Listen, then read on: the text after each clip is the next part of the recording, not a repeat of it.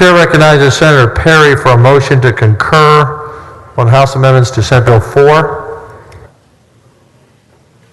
Thank you, Mr. President and members.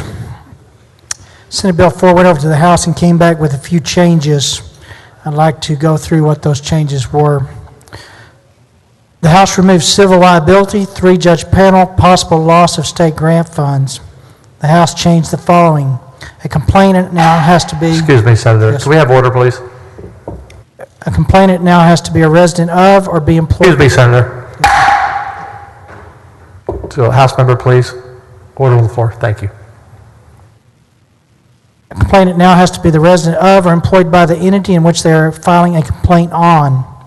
The list of hospital exemptions have been expanded to include federally qualified health care centers, local mental health authorities, and government community centers providing mental health and intellectual disability services.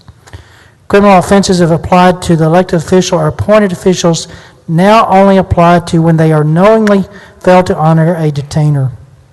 The House added a new section establishing a state grant program to provide assistance to local entities to offset costs related to the complying with this bill. The House also added a section requiring the Attorney General to defend local entities in any action in any court if that action occurred as a result of the entity's good faith compliance with a detainer request.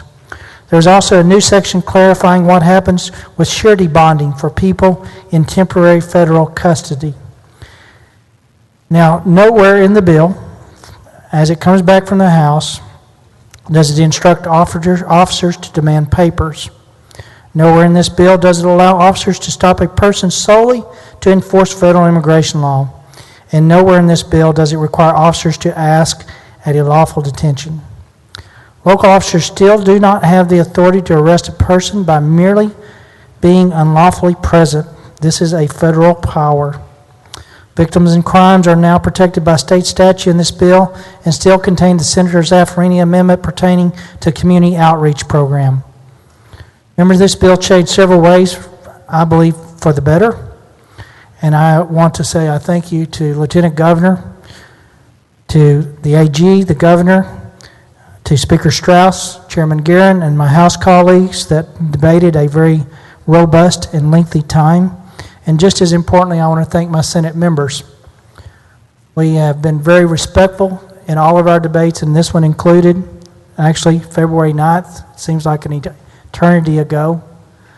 But the day that we are not allowed or don't feel comfortable in debating the hard issues that we're asked to face is the day the process dies. But with that, I really truthfully say thank you to all my colleagues here, as well as everyone that's had a role in making this a better bill. With that, I move to concur with House amendments on Senate Bill 4.